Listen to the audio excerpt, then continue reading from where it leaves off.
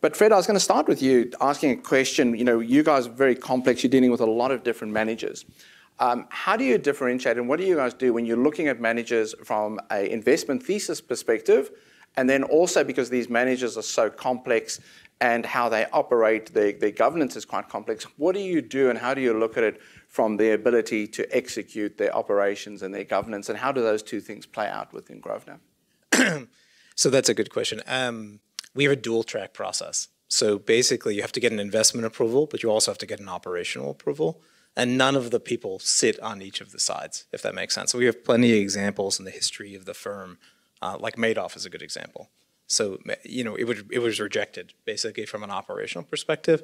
The investment returns, if you had just looked at the returns at the time, you would have been potentially excited to invest, but you would not have, when you kick the tires, decided you want to put capital there. So, and we do that across the board. So, and each of there's a lot of different reasons. I think if you went back into the early 90s, it was mostly about fraud.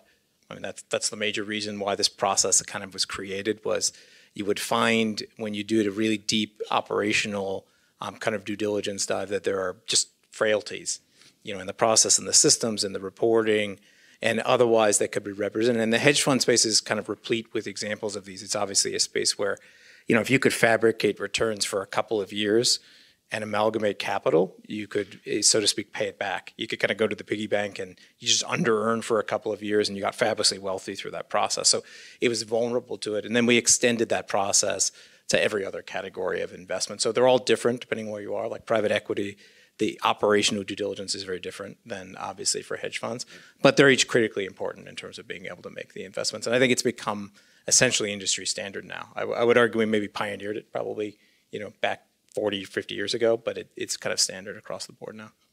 Thank you very much. That is one of the things that stood out when we first met with Grosvenor, was that dual track process, really incredible process. And maybe Alex, from your side, I guess you guys are a little bit different, that, you know, your platform is in-house. Do you see, you know, how would that, you know, how would you compare and contrast that and the advantages that you guys see from that perspective?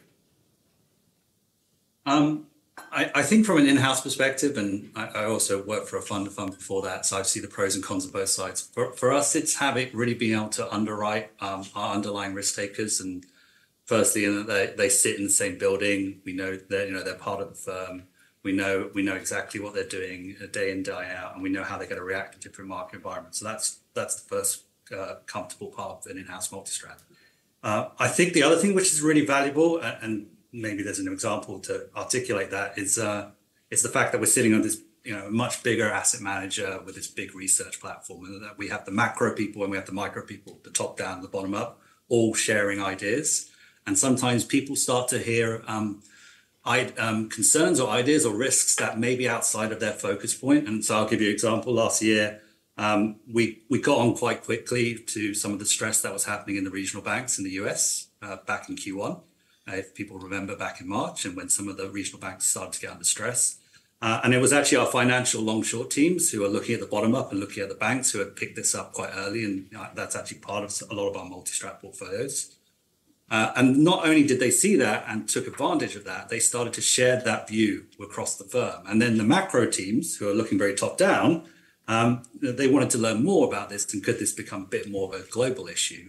And as a result, they were able to quickly adjust their positions in mid-March and take advantage of that change in the stress in markets in the second half of March. And so that's what we think is really valuable, the sort of internally everyone working together, sharing ideas, sharing different perspectives on the world from a macro and a bottom-up perspective.